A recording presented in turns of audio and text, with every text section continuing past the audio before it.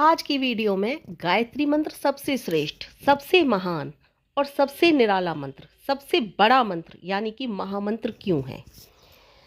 देखिए, परमात्मा की सभी स्तुति महान है, सभी नाम महान है।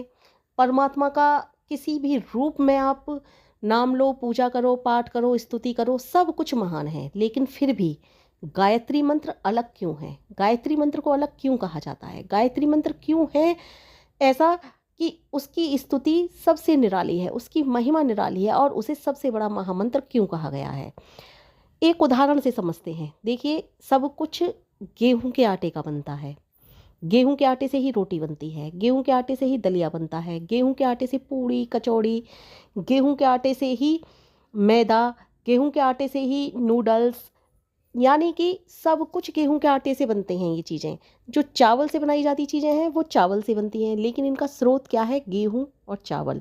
चलो चावल की छोड़िए, गेहूं पर ही आते हैं। सब चीज़ का स्रोत क्या है? गेहूं। इसी तरह से परम पिता परमात्मा का कोई भी नाम ले लो, कुछ भी स्तुति कर लो, सब परमपिता परमेश्वर तक ही पहुंचती है। लेकिन गायत्री मंत्र को महान क्यों कहा जाता है? जैसे गेहूं के आटे से सब कुछ बनता है, लेकिन सबका स्रोत गेहूं है, उसी तरह से जब हम परमपिता परमेश्वर की स्तुति करते हैं तो गायत्री मंत्र का जब हम जाप करते हैं तो सब कुछ गायत्री मंत्र में निहित है। जैसे गेहूं में सब कुछ निहित है, चाहे वो नूडल बना लो, चाहे आप रोटी बना लो, पूड़ी बना लो, कचौड़ी बना लो, चाहे आप कुछ भी बना लो, सब कुछ गेहूं में निहित है ना। इसी तरह से गायत्री मंत्र में सब कुछ निहित है। आपको किसी पूजा पाठ को करने की आवश्यकता नहीं होती। गेहूं में तो भी आपको मैदा बनानी है तो उसे अलग से छानना पड़ेगा। एक स्पेशल तरीका होता है मैदा बनाने के लिए, गेहूं के आटे को छानने का। दलिया बनाना है तो उसे दलवाना पड़ेगा, लेकिन गायत्री मंत्र के लिए इस तरह से स्पेशल आपको कुछ नहीं करना पड़ेगा।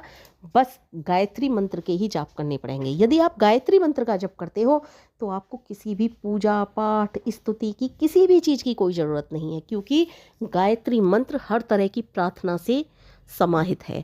गायत्री मंत्र में सब कुछ है।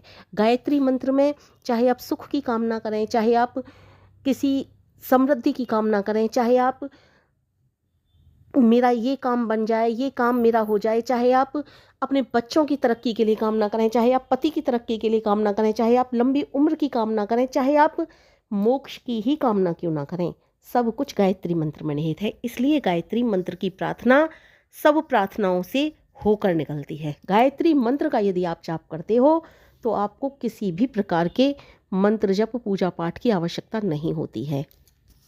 एक बच्चा है, उसे केवल और केवल पिज्ज़ा पसंद है, और पिज्ज़ा कहाँ से मिलता है?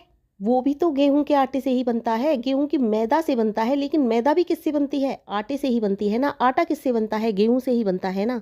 इसी तरह से गायत्री मंत्र में सब कुछ है। जैसे गेहूं में सब कुछ है, वैसे ही गायत्री मंत्र में सब कुछ है।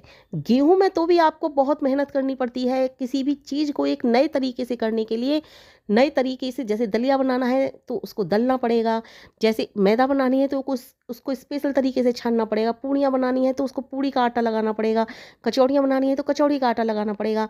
लेकिन गायत्री मंत्र में इस तरह से आपको अलग अलग प्रार्थनाएं करने की आवश्यकता नहीं होती है। आप जैसे सुख समृद्धि के लिए कोई और मंत्र का जाप करते हो, जैसे आप लंबी उम्र के लिए किसी और मंत्र का जाप करते हो, जैसे आप बच्चों की कामयाबी के लिए या बच्चों को सही मार्ग पर लाने के लिए कुछ और प्रार्थना करते हो, ऐसे आपको किसी अलग अलग प्रार्थना की या अलग अलग स्तुति की या फिर अलग अलग पूजा पाठ की कोई आवश्यकता नहीं।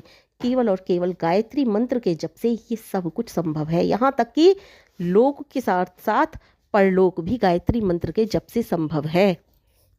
इसीलिए तो इस गायत्री मंत्र को सर्व सुखकारी मंत्र कहते हैं। इसीलिए तो गायत्री मंत्र को लोक ही नहीं परलोक भी सुधारने वाला मंत्र कहते हैं, क्योंकि इस लोक में सब कुछ सुख सुविधाएं, सब कुछ मिल देने वाला है ये गायत्री मंत्र। इसमें कोई संदेह नहीं कि ये गायत्री मंत्र तुमको ये नहीं देगा, ये नहीं देगा, सब कुछ प्रदान करेगा गायत्री मंत्र। बस वो किसी के अहित की कामना नहीं होनी चाहिए। सब कुछ देने वाला है गायत्री मंत्र। जब आप जप करोगे ना, इस गायत्री मंत्र के एक एक शब्द पर गौर करोगे ना, जब गायत्री मंत्र में डूबोगे ना, माँ गायत्री से प्रेम करोगे ना, तब आपको विश्वास धीरे धीरे धीरे धीरे इन बातों पर होता चला जाएगा। यकीन मानिए, ऐसी कोई चीज़ है ही नहीं इस संसार में जो गायत्री मंत्र से प्रदान ना हो सके। चीज़ की बात कर रही हूँ मैं, ऐसा कुछ भी नहीं संसार में। चीज़ को तो छोड़ ही दीजिए, ऐसा कुछ भी नहीं संसार में, चाहे वो चीज़ हो चाहे ना चीज़ हो, कुछ भी ऐसा नहीं इस संसार में जो कि गायत्री मंत्र के जप से संभव ना हो। सब कुछ प्रदान करने वाला है गायत्री मंत्र, बशर्ते आपके हित में ही प्रदान करेगा। कल्याणकारी मंत्र है, इसका कभी भी गायत्री मंत्र से किसी का कोई अहित हुआ हो ऐसा कुछ हो ही नहीं सकता, क्योंकि ये कल्याणकारी एक महान मंत्र है। माँ गायत्री अपने भक्तों से बेहद प्रेम करने वाली हैं। माँ गायत्री से जब प्रेम करोगे तब तुम्हें यह आभास होगा कि हम तो इतना प्रेम करते भी नहीं जितना माँ गायत्री हमसे प्रेम करती हैं। बहुत निराली है मेरी माँ, सबसे प्रेम करने वाली हैं। पथिक राहों में भटक जाता है, उसको वापस लाने वाला कोई कोई व्यक्ति ही होता है, और कोई कोई व्यक्ति तो उसे लाख समझाता है लेकिन वो समझ नहीं पाता। लेकिन गायत्री मंत्र साधक भटकता भी है ना तो जल्दी ही वापस आ जाता है, क्योंकि वो गायत्री मंत्र की साधना करता है। गायत्री मंत्र का जाप करने वाले के साथ कभी कुछ गलत नहीं होता। कुछ गलत भी होता है, जैसे उसके पूर्व जन्म के संस्कार होते हैं, उसके कारण वो कभी भटकता भी है तो जल्दी वापस आ जाता है। क्यों? क्योंकि माँ गायत्री का उसके साथ आशीर्वाद होता है, क्योंकि वो प्रार्थना कुछ इस प्रकार की कर रहा है कि परमेश्वर को ना चाहते हुए भी उसका साथ देना होता है। पहली बात तो परमेश्वर ऐसे कभी सोचते ही नहीं। परमेश्वर क्योंकि दयालु हैं, कृपालु हैं, वो सदैव सबका साथ देना चाहते हैं। लेकिन गायत्री मंत्र की प्रार्थना कुछ विशेष प्रकार की प्रार्थना हो जाती है। वो ऐसी प्रार्थना हो जाती है कि भगवान जैसे चल कर के कभी किसी का साथ देते हैं ना, तो भगवान को दौड़ करके उनका साथ देना पड़ता है। यानी कि जैसे चल कर के साथ दे रहे हैं, कुछ कोई और प्रार्थना कर रहे हो आप और राह में चल रहे हो, भटक गए हो, तो भगवान चल कर के आएंगे, और जब तक वो चल कर के आएंगे आपके पास, न जाने आपका क्या से क्या बिगड़ जाएगा।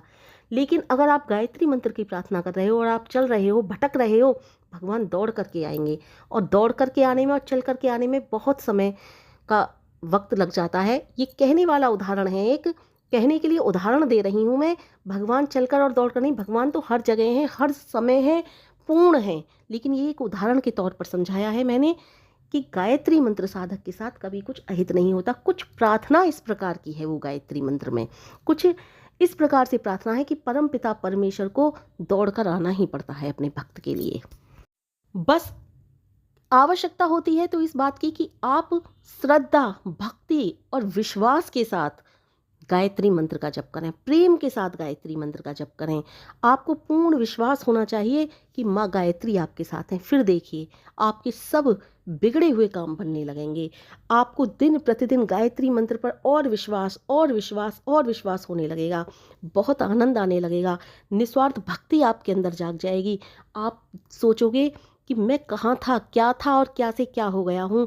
आज मुझे लग रहा है मेरे अंदर कितना सुधार हो गया, और मुझे लग रहा है उस समय मुझे कितने सुधार की आवश्यकता थी, जो आज मैं देख पा रहा हूँ मेरे अंदर कितना सुधार है। इस तरह के विचार आपके अंदर आएंगे, और विचार ही नहीं आएंगे, जो वास्तव में आपको सत्य हो रहा होगा वह सब दिखाई देगा। ये है गायत्री मंत्र।